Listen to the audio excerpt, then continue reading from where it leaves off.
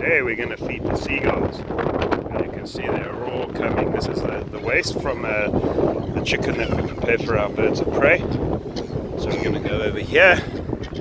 There they all are waiting. So we just put all of that down there.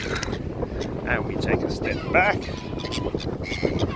And it's gone in 60 seconds just about. We've got hot labs gulls coming down, smaller ones. And if we back off a little bit, you'll see the bigger cob gulls in there as well. They gulp everything down.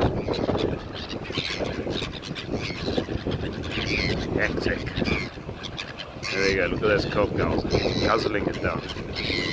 And there's some sacred ibises in the background there. They're coming to have a look. They normally don't get a look in. Oh, there we go, one of them got.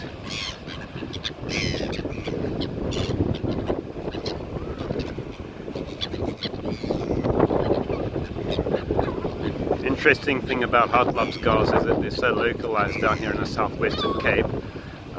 Thousands of them here, but they're considered to be one of the rarest seagulls in the world. And there it is, gone.